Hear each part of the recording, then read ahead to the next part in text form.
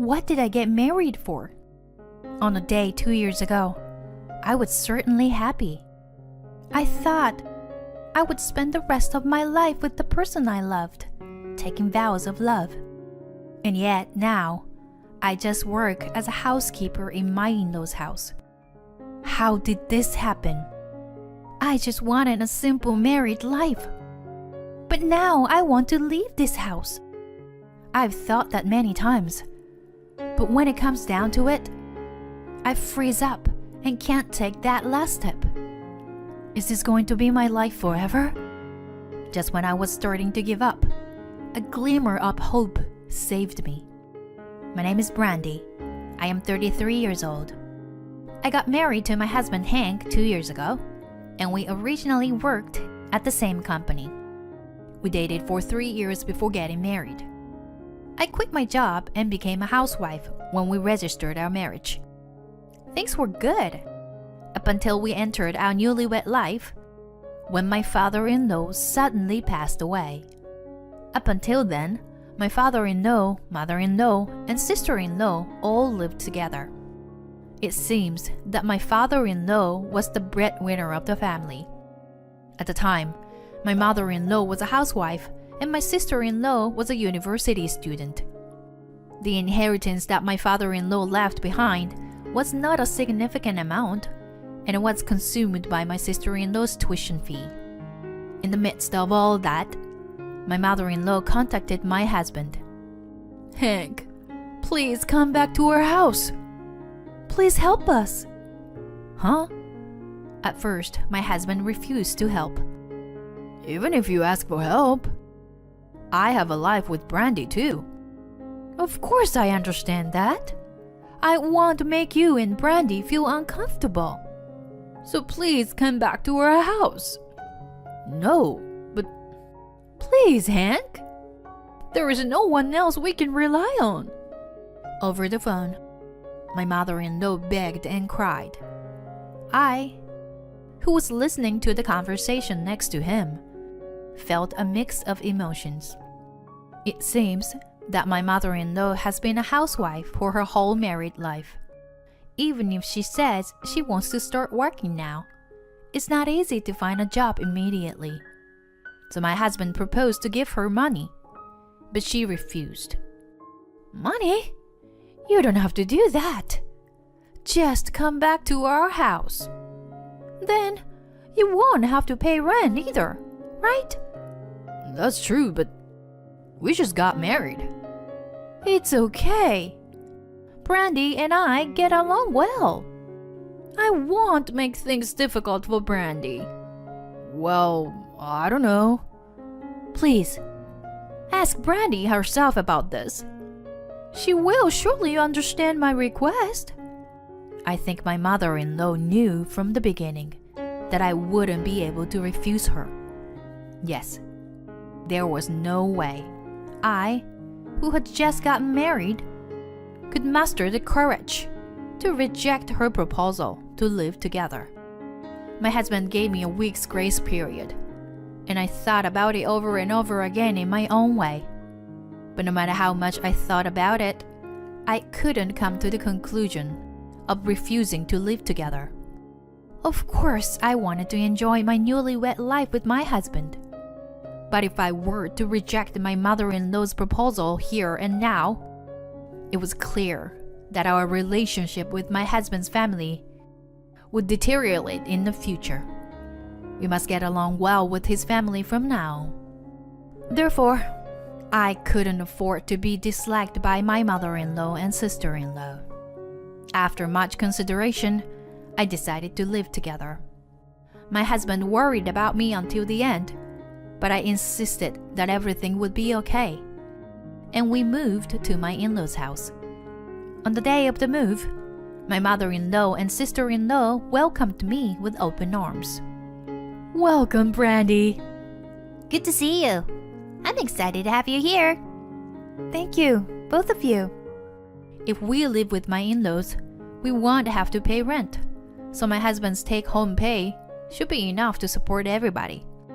My mother-in-law said she will look for work, and if things are still tough, I can go back to work. That's what I thought. But at that time, I still hadn't realized the real reason why my mother-in-law had proposed that we live together. I didn't figure it out until 2 weeks after we moved in. My husband was still as busy as ever with work, and not returning until after 9 at night. That had become his daily routine. I woke up at 5:30 every morning to see him off and make breakfast for everyone. On that day, as I was having breakfast alone after seeing off my husband, I heard a loud voice calling me. When I looked in the direction of the voice, my mother-in-law had just entered the room. Oh, good morning. Without waiting for me to greet her, she interrupted me and raised her voice in anger. Wait a minute. Just what do you think you were doing? I just finished seeing off Hank and was about to have breakfast. I can't believe it. You going to eat before me or Lucy? Huh? But I have to go to the city hall after this. I don't care about that. How dare you be so rude as to eat before the people of this household? I'm sorry, I didn't mean to. As my mother-in-law starts to get angry, my head becomes muddled. I don't understand why she's so upset. Perhaps hearing her voice, my sister-in-law Lucy comes down from the second floor.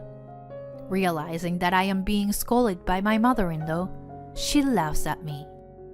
Oh no, Brandy got Mom pissed. But it's really your fault, Brandy. Because you are not very good at handling things. What? What did I do was so wrong? I've been living with you for the past 2 weeks, and I've realized that you are the type of person who makes us irritated. What?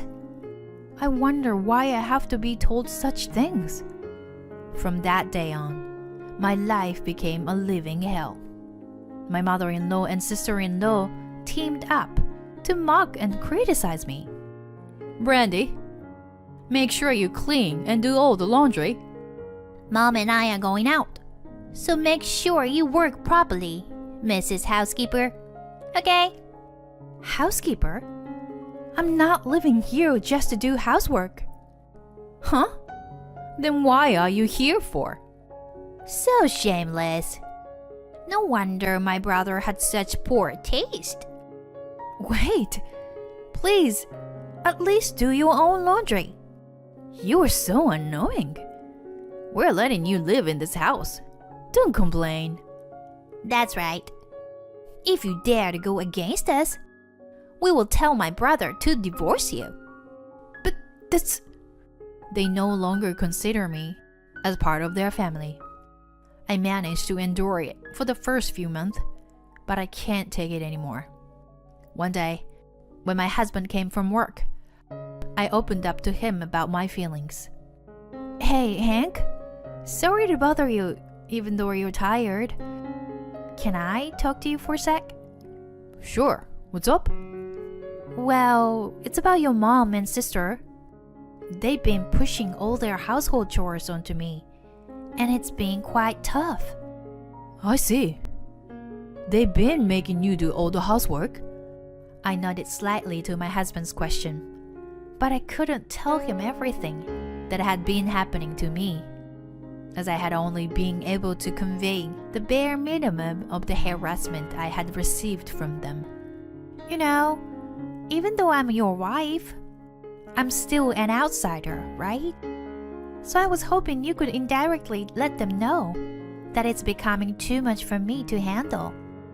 I understand. I'm sorry. I had no idea things had gotten this bad. It's okay. Also, is it okay if I get a part-time job during the day, too? Why the sudden change? Well, I don't know. I just feel like I want to get out of the house a bit during the day. If that's what you want, go for it. Thank you, hon. I had been vague with my husband, but the reality was different. The more I stayed in this house, the more trouble my mother-in-law and sister-in-law piled on me. I started to feel like I didn't want to be at home as much as possible. So I quickly found a job and started working at a bakery from the following month. While my time at home had certainly decreased, but bullying from my in-laws had not stopped. In fact, it might have gotten worse with my increased absence. In addition, my husband's admonishment only made his mother and sister angrier. This lifestyle had entered its second year, and their treatment of me was getting worse day by day. My mother-in-law had said she was looking for a job, but she made excuses saying that she had failed her interview. However, she had not even gone to the interview in the first place. My sister-in-law had graduated from college, but she was only working part-time to earn her own pocket money. My husband had warned them several times, but each time they would apologize and promise to find jobs. But it never materialized. I had enough of this kind of life. If you say that much, then you should leave, one might think. But I couldn't. My mother-in-law and sister-in-law would change their attitude in front of my husband, and I couldn't obtain my clear evidence of their bullying. Then one day, while I was doing my usual housework, I heard my mother-in-law and sister-in-law arguing. It seemed they had made plans to go out, but both claimed they had no money. I thought it was stupid. But my mother-in-law called out to me, "Hey, you! Worthless daughter-in-law. Come here. We're going out now, but we don't have any money. Can you lend us some?" I'm sorry, but it's tough for me too, before payday. What? Why are you refusing? You don't have the right to refuse, you know. Even if you say that. Just give me the money already. My mother-in-law grabbed me and took my wallet out of the pocket of my apron. I had been carrying my wallet in my apron since she had taken it out of my bag without permission before. Hey, please, stop it! When I reached out to take back my wallet, my mother-in-law slapped my hand away. Then, looking at the contents of my wallet, my mother-in-law opened her mouth in disbelief. What is this? There's hardly anything in here. Look at this. There's only $30 in the wallet. What? Seriously? You work, and yet there's only this much in your wallet? That's really bad. You're really useless. It's frustrating just watching you. And now you can't even contribute anything. Yeah, seriously. You were terrible at housework too. You're just a worthless bitch. The laughter of the two echoed in the room, and my self-esteem continued to plummet. Then my mother-in-law made an unexpected comment. If she's just going to make us irritated like this, why don't we just ask her to leave? That's a good idea. She's a nuisance anyway. If you think that getting rid of this bitch will make our life easier. You're genius, Mom. And since her living expenses are now saved, we can use the extra money ourselves. It seems that they think of me as nothing more than a servant and a source of money. I had had enough of their attitude and behavior. If you're going to have that kind of attitude, then I won't hesitate to take action against you. I regained my composure and clearly told them what I thought. Oh yeah? Is it really okay that I leave? Of course. Please leave as soon as possible. Yeah. Your presence is just a nuisance. But only if you have somewhere to go, though. I see. Thank you very much. Goodbye then. I quickly headed to my room and packed my things. My mother-in-law and sister-in-law seemed a bit puzzled by my swift action, but I ignored them and left the house. I went to a hotel near my husband's office. I contacted him and waited for him to finish work. Several hours later, my husband finished work and we met up. But he seemed understandably bewildered. Brandy, hey, why are you here? I finally confessed everything to my husband when he asked me about it. Honey, I'm sorry for not telling you this before, but actually, I'd been bullied by your mother all this time. What? You mean my mom? Not only your mom, Lucy does it too. At first, it was just pushing me to do more housework. But recently, the verbal abuse has increased. And they've even started demanding money. That can't be true. No matter how much my husband loves me, he is still blood related to his family, including his mother and sister. It's understandable that he can't believe what I said without any evidence. It's difficult to ask him to believe me.